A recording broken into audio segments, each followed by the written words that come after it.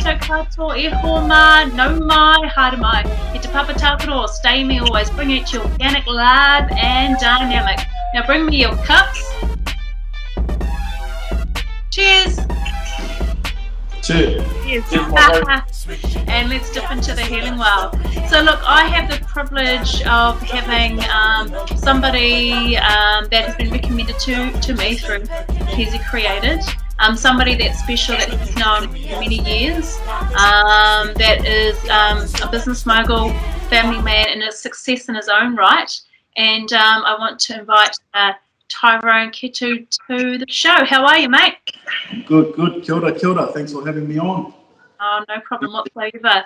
And look, as I've been starting the show, just explaining a bit about, what this show's about, it's all about aroha tāne. So it's really focusing on men in a real safe environment, safe space, where we focus on what I call 3 essential totem poles, which revolves around mental wellness, emotional wellness, so well-being, and spiritual awareness. And as Tyrone Ketu Created mentioned in our previous show with an amazing friend of his, another one just like yourself, our Dean Blake, physical well-being as well. So this is a really good opportunity for us to converse with like-minded individuals in a safe space.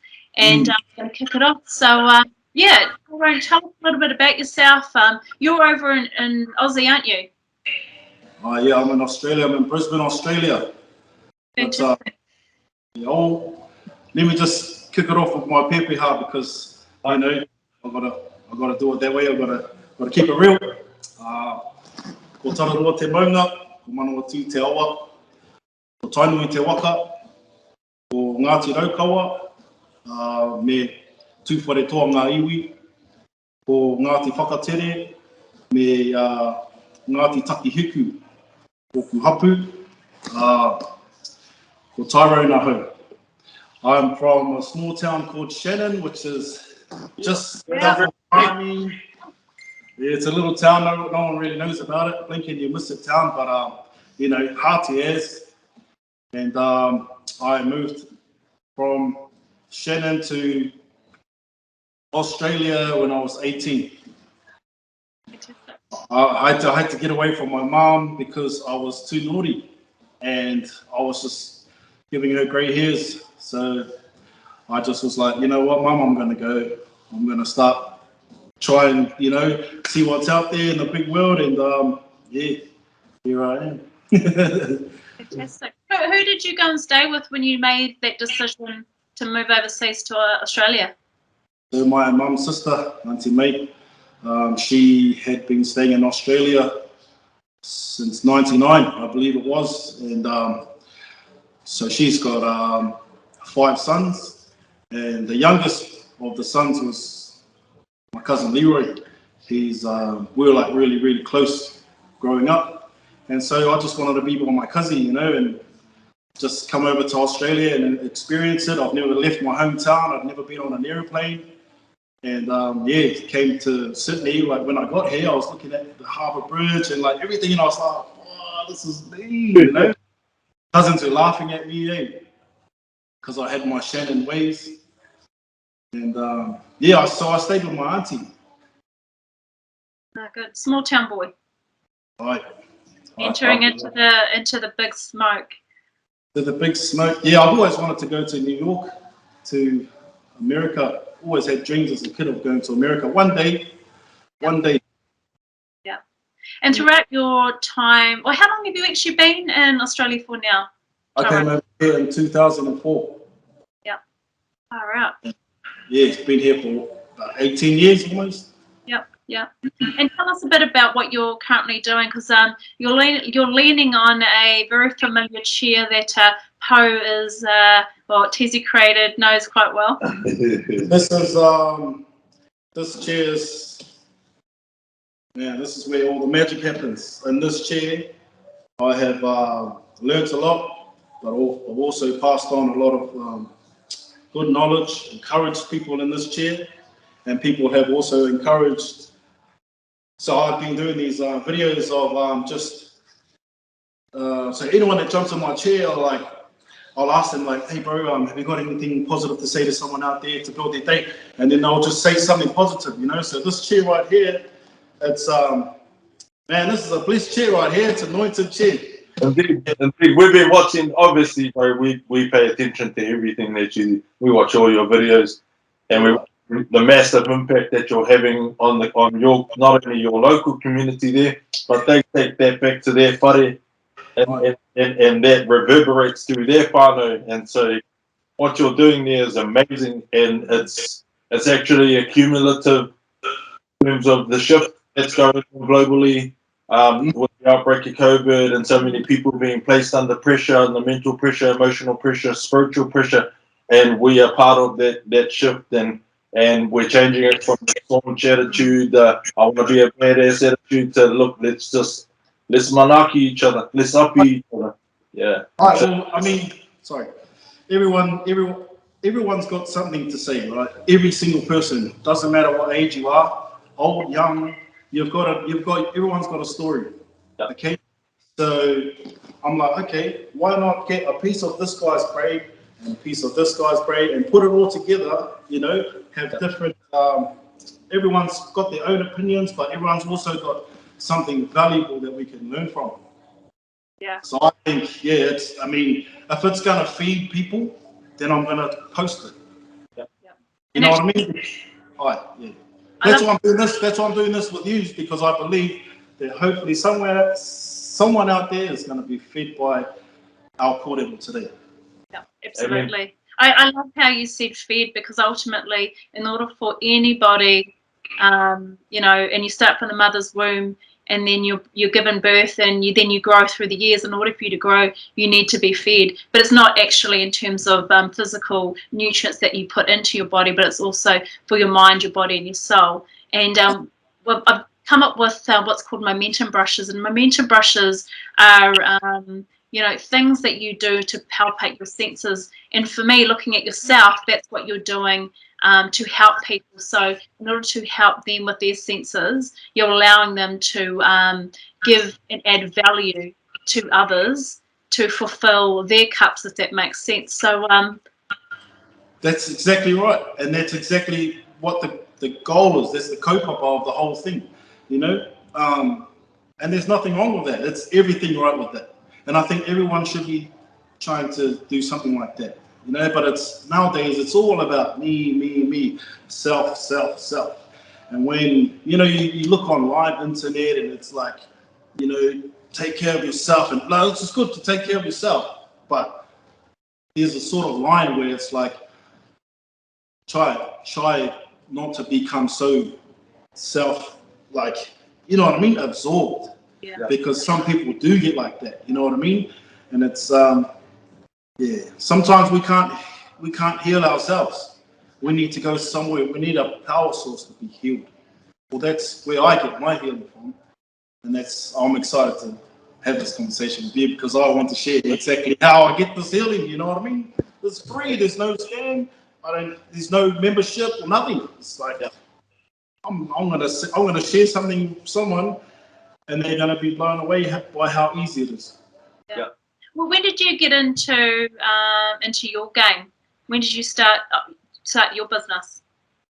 Well, this is not my barbershop, but I work for one of my bros, Joe. I've only known him for 1 year, and he's like my close bro. You know what I mean? But do you want the long story or the You know what? You deal it the way that you feel that the people need to hear it. So we're talking about barbering, right? Yes. Yes. Barbering and graphic design and all that. But yep. Let me talk about barbering. All right, where do I start? All right. So let me start back to when I was a kid. I grew up in Shannon, and I grew up in a pretty a violent home. Okay, I love my dad. He's my dad. But when I was growing up, it was hard in my household. So I used to see a lot of things that a lot of kids shouldn't. just violence and that. So I grew up with that. I'm the oldest of 8, 4 brothers and sisters. My dad has 5 older. So I have 5 older siblings, but they're to other people. And so I'm the tuakana. I'm the oldest. So, you know, the oldest cops the hidings. And I copped a lot of hidings, which is, you know, I'm not bragging about that. It's nothing to brag about. But that was my life. That was the plate that was handed to me. You know what I mean? So, anyways,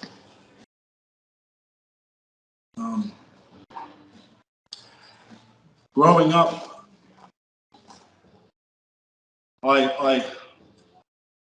when I came to Australia, I had adopted some of those things. Now, I'm going to get real with you fellas. I had adopted some of the things that my dad was doing to my mum. And I've got 4 tamariki. My thing's going to run out, so let me just hurry up. I might have to switch to my phone. I've got 4 tamariki, and I met this girl in Sydney. Anyways, I was abusive to her. And I only say this because I've passed that stage of my life. I've actually learned my lesson. It was a really hard lesson. Let me tell you, it was a really hard lesson. And if I was still doing that, and if I was still like that, I would hide that, and I wouldn't share it to anyone. You know what I mean? I would not share that with anyone because that's shame. But I don't live with any shame anymore because my life is different. I'm going to tell you why. I'm going to tell you why it's different. That's kino. That's so naughty what I did, and I'm not blaming my dad or anyone because I make my own decisions. So me and my ex were going through some things, and we split up, and I didn't want to be replaced. So I started being controlling, started being jealous, and she found someone else. And I didn't know this. Kind of long story short, I found them together, and I beat him up.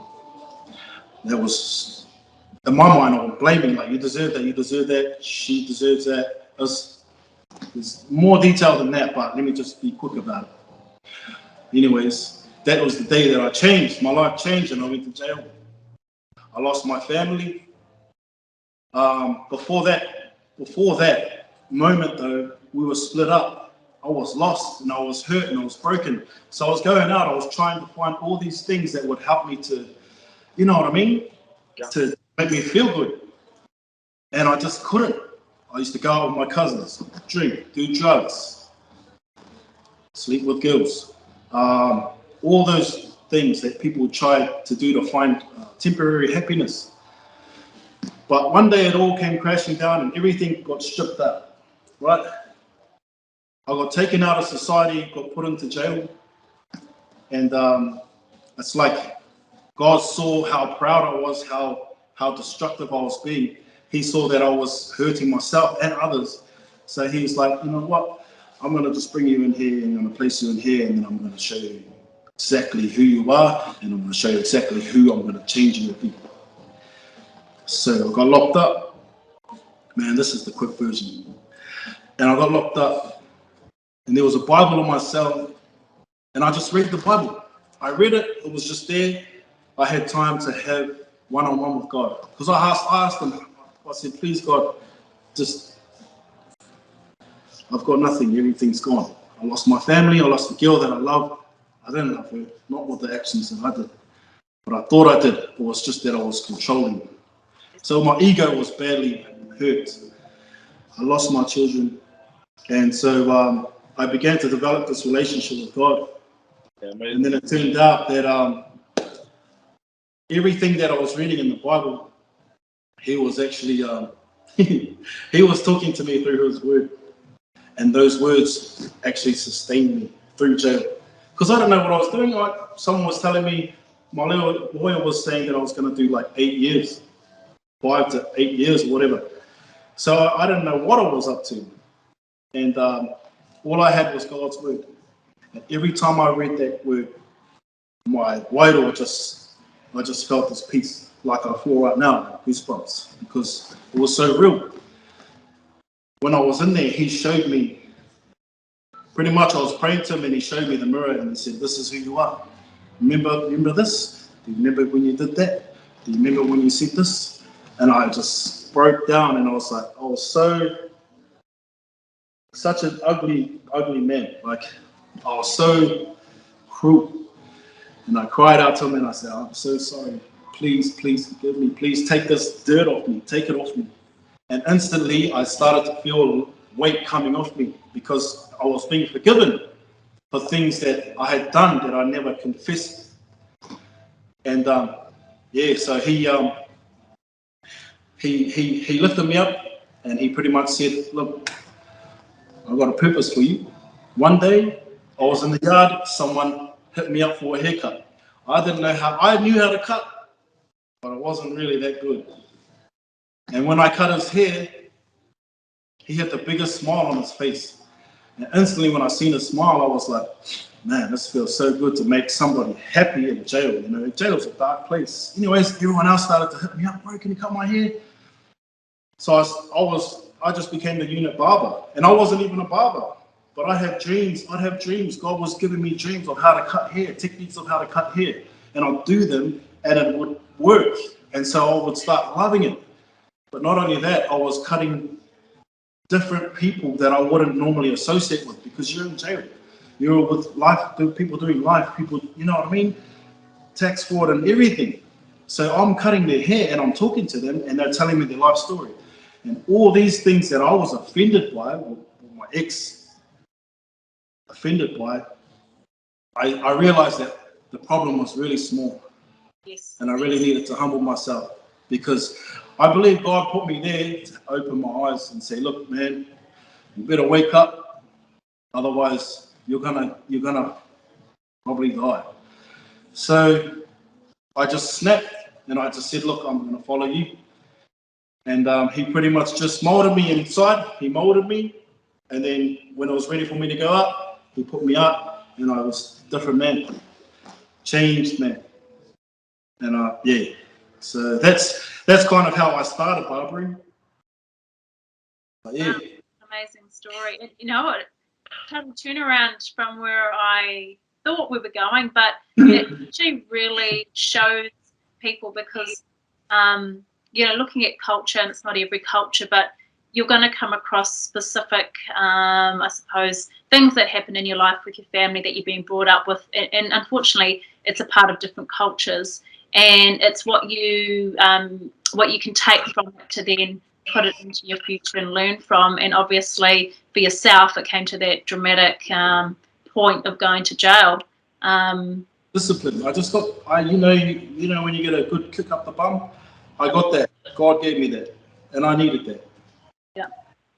Basically. And with the conversations you're having in jail and even in the shop there, what's the effect that you're having with your clients and with the associates in jail that made you realize that actually, life is bigger than actually the way that I'm living it right now?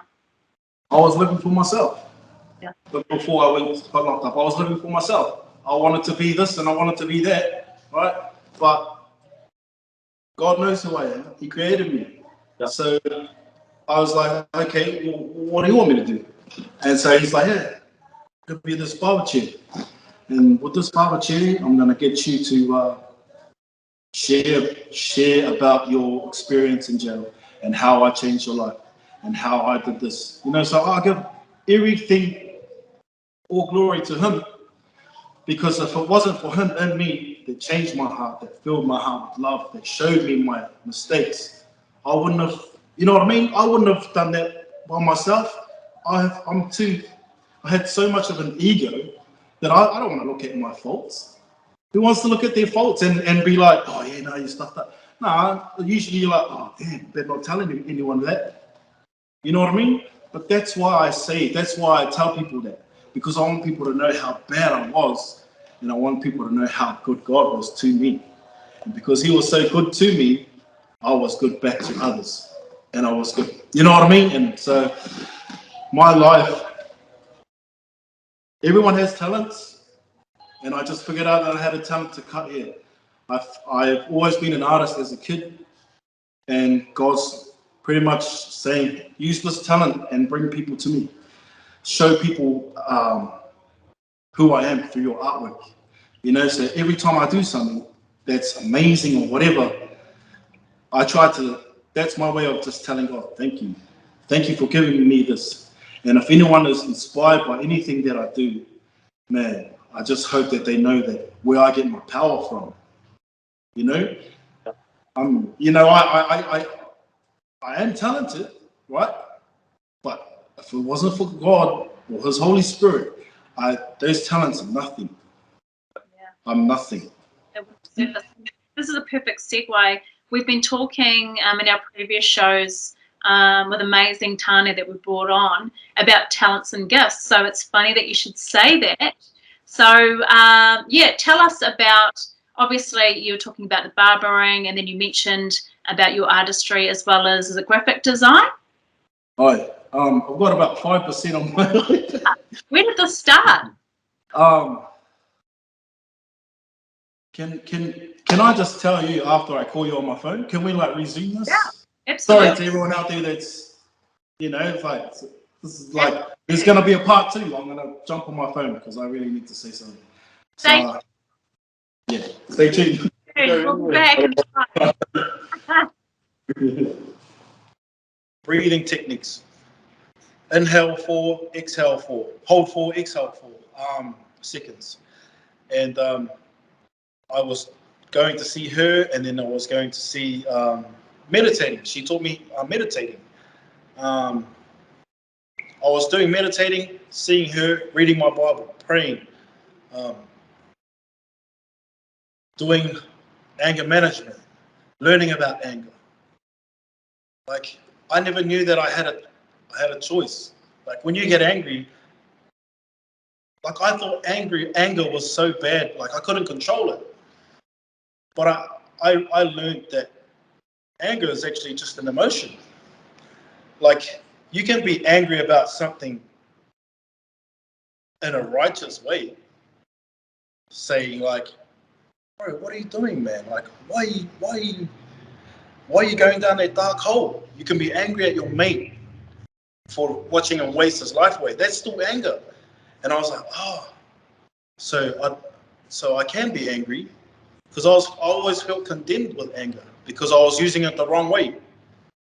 But I learned how to use it the right way, which is, you know, just righteous anger. So yeah, I just learned, you know, I don't have to be offended at things. When someone offends me, I can just overlook it. I don't have to grab onto it and put it in me and hold it close and hold it for life. Like, I can just let it go. You know what I mean? Like, but people I used to be like this. I used to hold on to it and have grudges, and then it stuffed me up, you know, to poison myself. But I was like, nah, just let it go, you know, because you're gonna get offended in life. You're gonna get handed bad things in your life. Like, life is not cruisy. Like, I'm sure everybody's heard that. Life is just like that. Everyone knows it goes up and down, but you got to know when you're down. You got to know how to be strong when you're down, because you know you're going to come back up again. And in my downtime, my sustainer was God, because I knew that He held my hand while I was walking through it. I had to walk through it, because if I didn't walk through it, then I wouldn't be the man I am today. You know what I mean? So I actually take on my all of my trials. I like embrace them. So even when I have trials today, say like financial problems or just anything. I've had a bad day at the barbershop. Like, not every day is good. Like, I know that, okay, this is a season. What did I do last time? I just pray. I just talk to God. That's it. I don't need to like say a magic prayer 20 times for Him to listen. I just had to give Him my heart. And that's all He wanted from me. That's all He wants from us, is our heart. So that's all I did was have this that's broken. Can you fix it, please? And because he's our father, I mean, you know, like, Yeah, good, I bro. love, you know me, I love my kids. If my kids go, hey, look at my broken heart, Dad, I'm gonna go, come here, I'll fix it. I'll walk with you through it.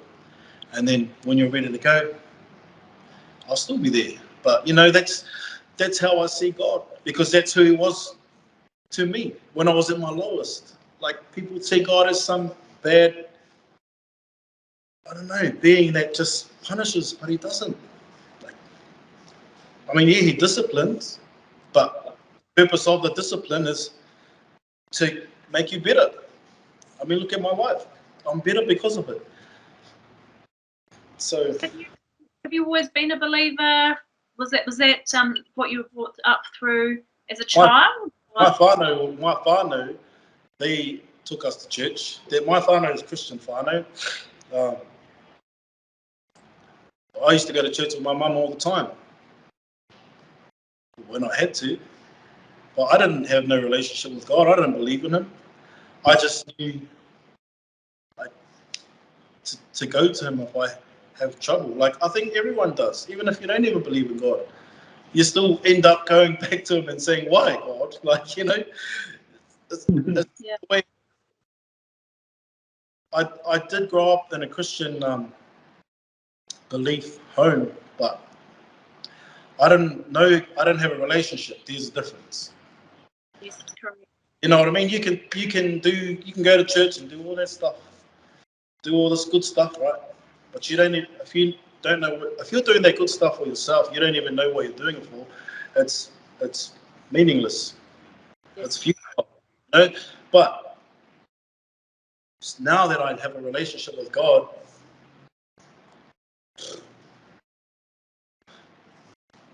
because he's so good to me, he's kind to me, and he's so loving, even when I'm unloving and unkind to others. It's one of those where, growing up, I wasn't brought up with believing at all.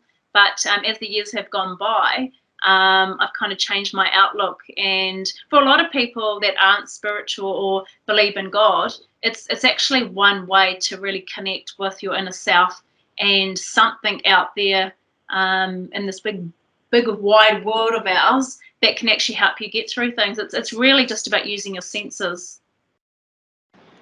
I mean, you know, everyone has their way of dealing with things, and man, I'm just grateful that I found mine, because that's what helps me get through.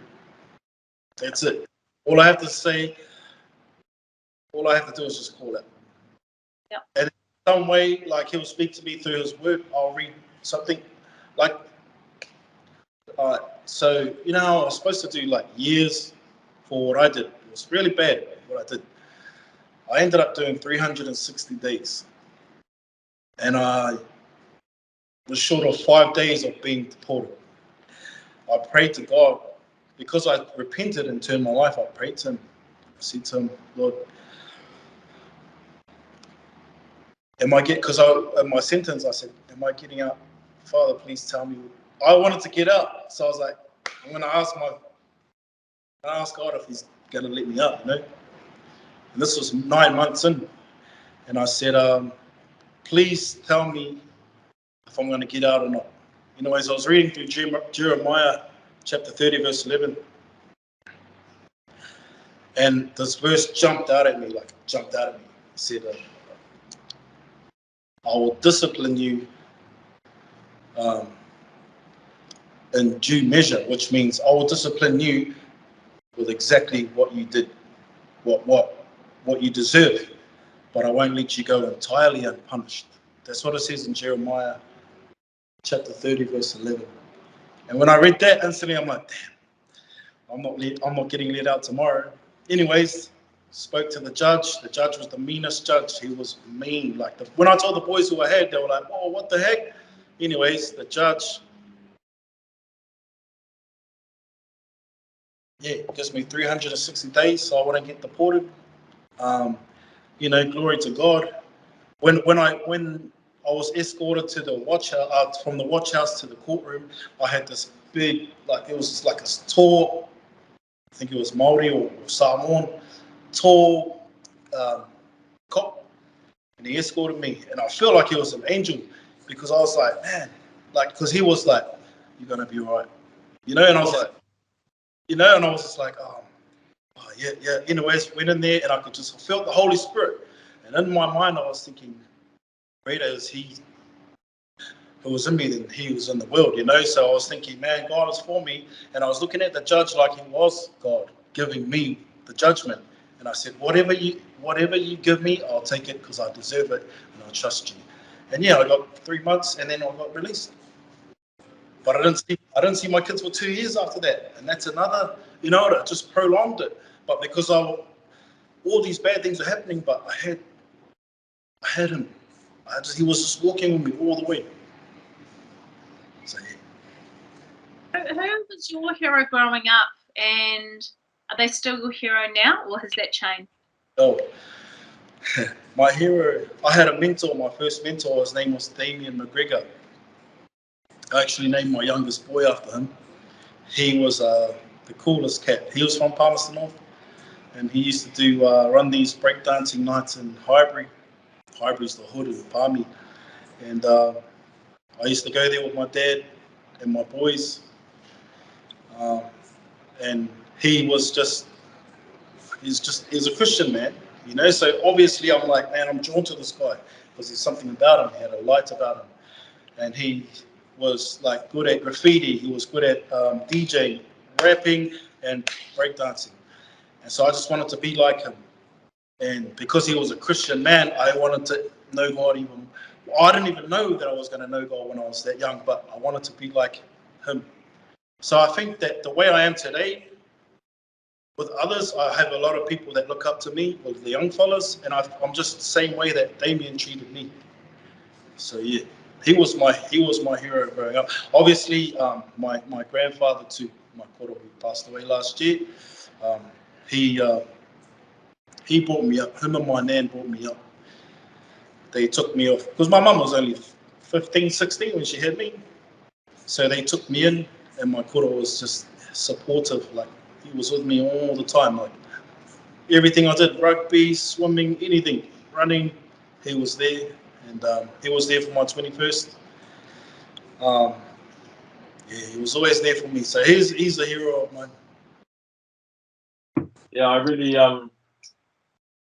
empathize with you. Like you're reading a lot of my mail, and I'm hearing a lot of similarities between your life and my life, and especially with our beliefs now.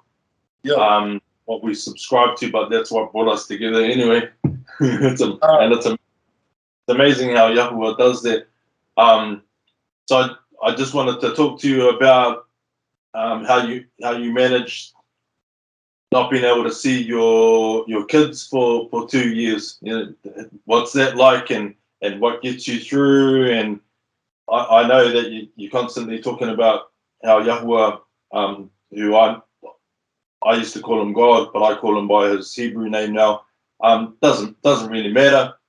That's just my own personal view for my own personal relationship with him. Obviously, you can call him whatever you want. I think the crux of it is who our Savior is, and we worship the same King. And that's obviously what brought us together. But yeah, just give us a rundown on, because I've got kids, and I've had some major, I wouldn't say troubles, but some really convoluted dealings with their mums, and it's been a struggle along the way, and I haven't really disclosed too much about it because these shows are about everybody else, they're not me. So I just want to know what that was like for you, and how you dealt with it, and who did you look to give you pep talks through that. Sorry to hear that, bro. But it's like a trend nowadays, Like, this father, kids, baby mama stuff. It's like it happens too often. And I'm sorry to hear that, bro. What helped me? Look, the day before I was getting released, my ex took me to court, and they pretty much put a DVO on me, saying that you can't see your kids. I had no way of. I didn't even want to contact. I didn't want to even try, just in case I'd go back in. I was so afraid of going back in.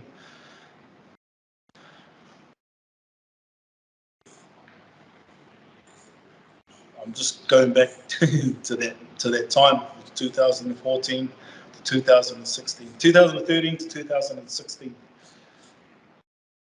I had my boys. After jail, after being so close to God, I was back with my boys, and then I was back into the world again,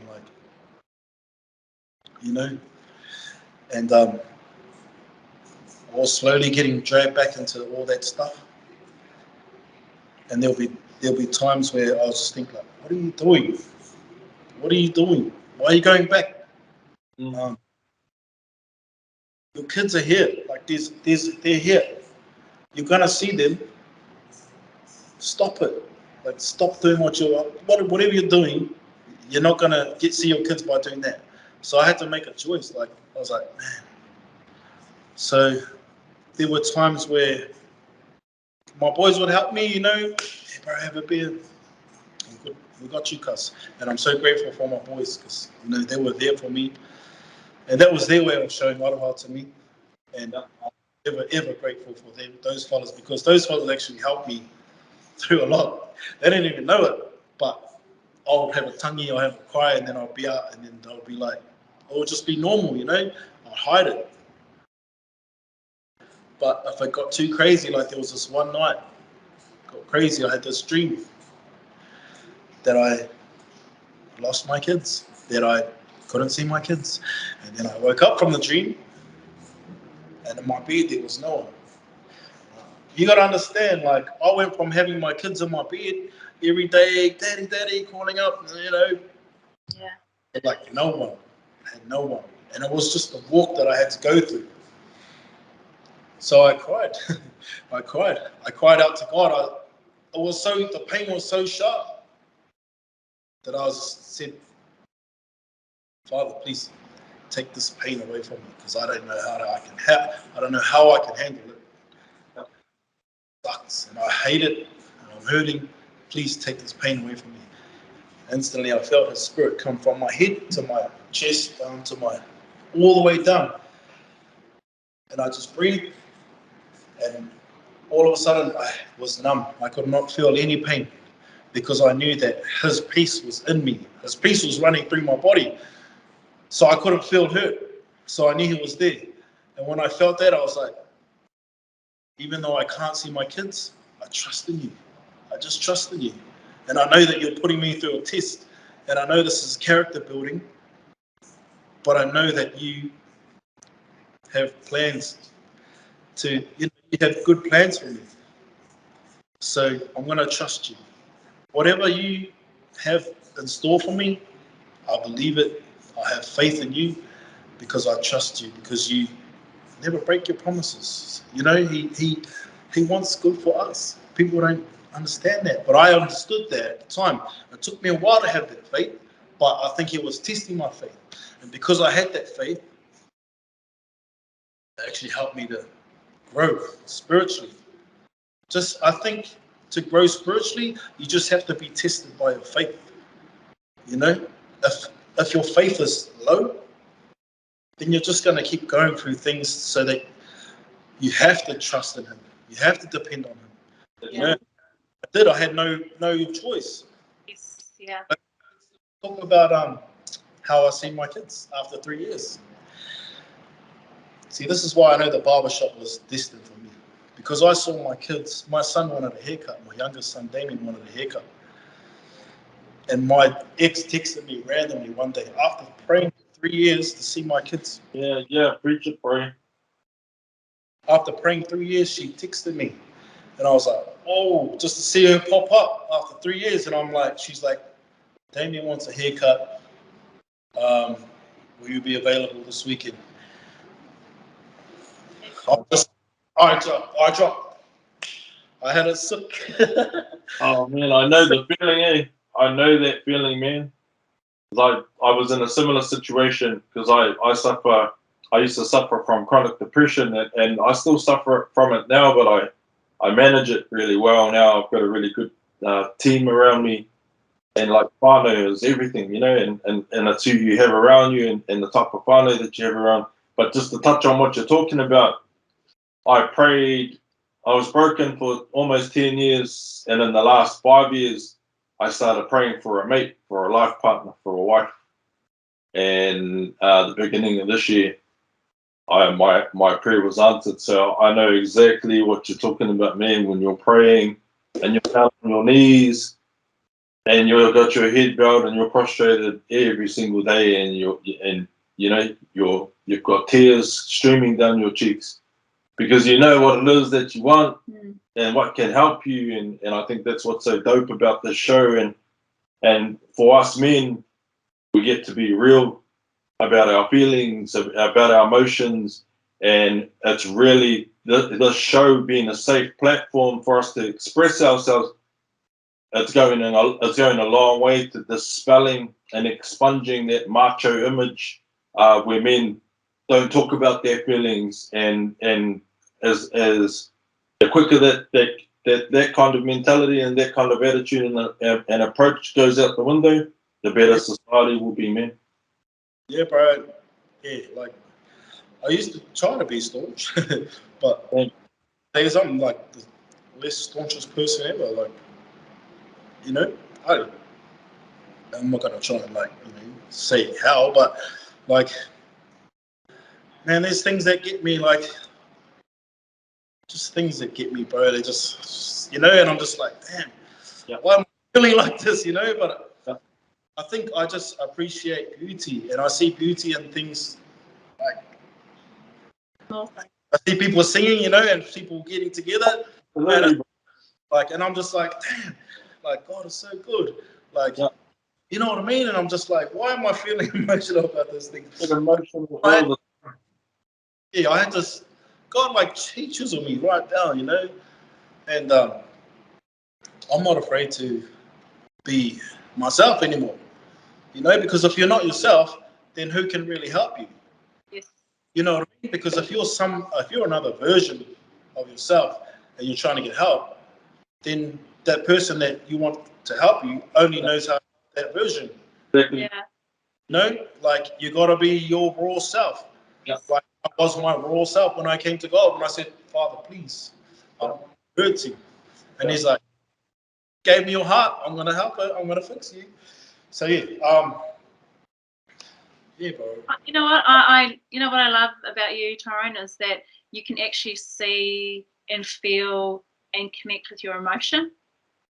That's what I love, actually, just sitting here and through your expressions, through what you're saying, just your words, you can actually feel like you're there with you and you're actually experiencing it yourself. And that's what men need to understand, is that the expression, there's nothing wrong with expressing, whether it's through, crying, whether it's through conversation, whether it's through, like you say, using your gifts and your talents. That actually helps me a lot because I'm busy with what I'm doing. Yes. I have time to be anxious about something. I have less time to worry about something because I'm focused on something for my plan, what I'm doing. I have this plan of what I want to do, so my mind is focused on what I got to do. That's exactly. When you're doing your purpose, man, life is so much sweeter. When you're doing nothing and you're just living and just existing, and then you're vulnerable to everything that comes your way. The pollution of the whole world that's out there, like those temporary pleasures that I used to chase. Cuz what do you do? Just go get on it, oh, it's sweet, and I'm just. Yeah. Sorry, someone's trying to call me. No, that's okay. It's all right. Well, look, I've just got another couple of questions for you, and then we'll get your caller to call you back, and you can have a cordial with them. What gets you lit? Like, what gets you lit that helps you to fill your cup every single day? You know what? Reading my Bible. Reading. I'm not even trying to sound like a spiritual, like, yeah, I read my Bible all the time, guys. Shut up, bro, thank you. Come say hello, G. This is my boss, Joe. Hey, Joe, kia ora. Hey, How are you? good, thanks, guys. This is my boss. He just bought me a guy, hey. Pull up a chair. What I mean, boss, he just bought me a guy. So Yeah, nice. awesome. So I gotta shoot back up because I'm just in the middle of just cleaning up. Oh, you. Bless you, bro. Hey. Show my bro. Nice to meet you guys. Nice to meet you Likewise, too. Yes. Bye. Thank you. This is making dinner, so bro. Shit, bro. Thank you. Big boss. Yeah, he's the man. He looks after me hard out. Straight up. Right, it reminds me of 1 Corinthians 13, where it talks about love. Love is patient, love is kind, and you see the kindness in that. Honestly, bro. Back to what gets me lit. No, I'm not. I'm just telling you straight up. When I read, it's like renewing every day. Like my mind gets like filled with like just, I don't know, I just start thinking things that are like, right? Yep. You know, like those video games where they, like, you know, those video games and they get the fruit, you know, their life's like, they're halfway done and they get the fruit and then they start, you know what I mean? That's what the word is to me. I'm like eating that fruit and then I'm like, boom, like, who wants a haircut? You know, like, who wants to know who can I bless today? God, who can I talk to? How can I impact someone's life today? Because, you know, when it's not about you and it's about other people, then you get energy. But if you're trying to make yourself happy and all that, so that's what gets me lit. His word, that's what gets me lit. Obviously my family and my kids, I do it for them too, but like I live alone, you know, like my kids live down the road, so I don't have anyone. I have my kids on the weekends and sometimes during the week, but like I'm mostly alone, so who am I going to talk to? So I just talk to God. Yep. No, that's cool. Like I go to a lot of I started looking at a lot of YouTube shows like Joyce Meyer. Got a few aspirational motivational speakers that I go to as well. Kerwin, what's his last name? Can't even remember. Jay Shetty, etc. What gets you guys lit? Oh man, cheesy creative. What gets you lit?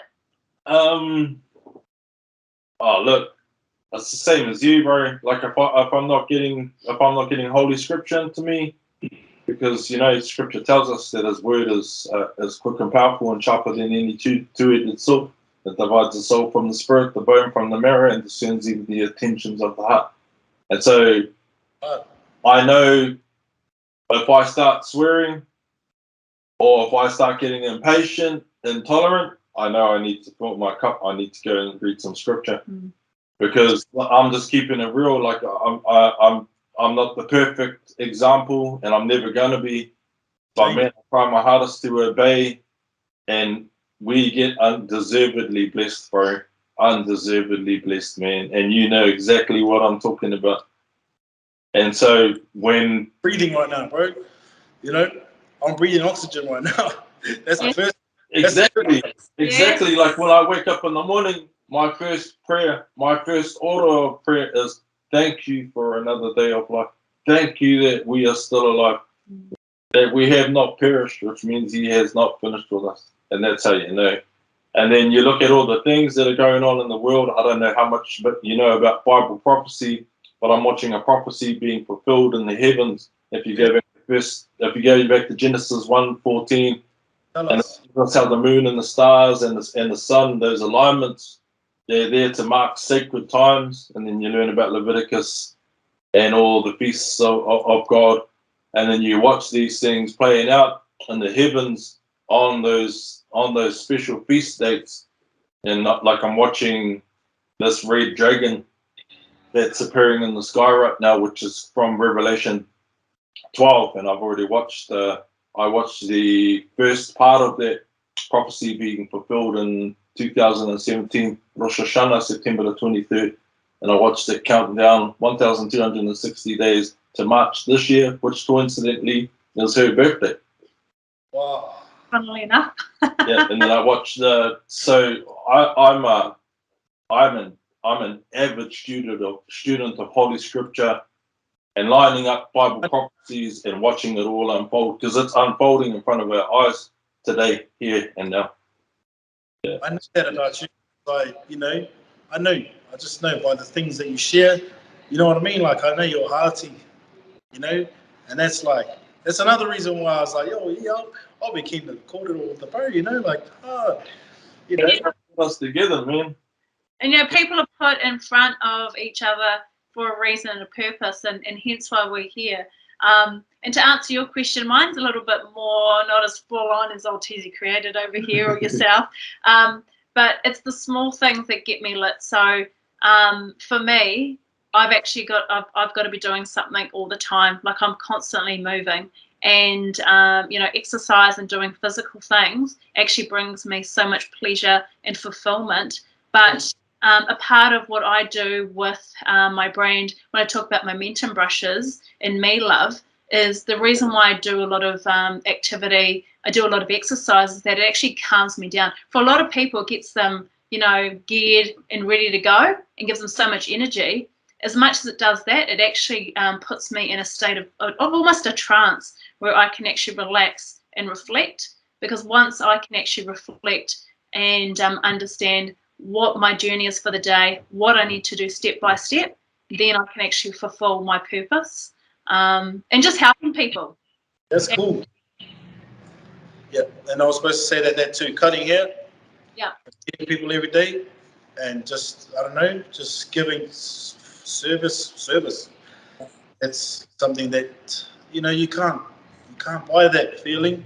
You can't buy that. Like, that's usually the things that, like, you can't touch. Yeah. Those senses.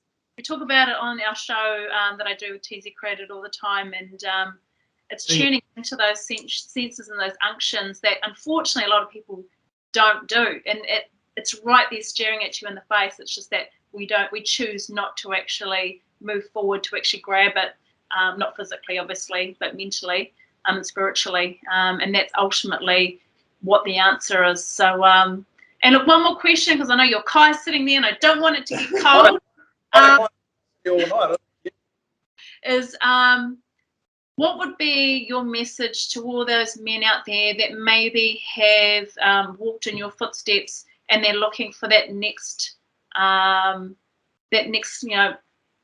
pathway, that next turn, that next space to go into? What would you suggest? I'm going to look into the camera right now. Find something that you love to do. And everyone's been gifted with gifts and talents. Find something that you're good at that will help someone else. If you find something that you really love to do, because I love barbering, it's not about money for me. But if you love something to do, and it also helps others and blesses others, I can guarantee you right now, if you chase that, and you will see fruits come out of it. And not only that, your life will change, because you will be a benefit to others. It's not about us. It's not about you. It's not about me. It's about others. When we forget about ourselves and we continue to care about others, think about others, help others, build others up, then it comes back to us. And the reward is priceless. The rewards that I get from what I do, barbering, just anything that I do that helps others, that encourages someone else, I can't put it into words, but I can say that it has given me a fire inside me to live. I didn't want to live like a lot. I know a lot of you guys out there didn't want to live. You don't want to go through things with your ex, or you don't want to. You can't handle the pain of not seeing your kids. But I can guarantee you that if you persevere and just walk through it. Do something that you love. In the meantime, things have its own way of just working itself out. Right? There's a God that loves you. He loves you, and He wants to know you. And if you get to know Him, He will show you why you were created. And if you're doing what you're put here on earth to do, because everyone has a mission on earth to do, if you're doing your mission, life just makes sense. And I'm not afraid to die, because I know that what I'm doing for God, like, I know I'm going to go back to Him. Earth is not our home. We're citizens of heaven. We don't belong here. So you can believe me or not, it's all good. But if you do believe me, and if God is pulling on your heart, just remember that it's not the end. And just encourage you to be strong. Kia kaha, and make the most of your life. Cheers. Short one. Short life that we live. So, I just want to say thank you so much for your kōrero and conversing with us today. It's been an inspirational conversation that we've had, and expressing and showing us a part of you and your journey that you've undertaken throughout your life here on earth. And look, I really appreciate the time that you've given us, because ultimately the goal here is to find like-minded individuals that are happy to share, because you are going to connect with somebody out there. And like I always say, if I can help just one person, then I've done my job. And having you on the show, I can absolutely guarantee that you're going to help many. Thank you so much, my bro. Fire up. It's been a blessing and a half just listening, and because I listen, but I usually interact and go play verbal ping pong. But with this show, I've just been listening and just chiming in every now and then. But it's great to hear other people's perspectives, especially for this show, Aroha Tāne. Hearing your perspective has been really special tonight, man. So thank you so much, for your time. We appreciate it. I'm really grateful for this opportunity, and I'm so grateful that you guys reached out to me.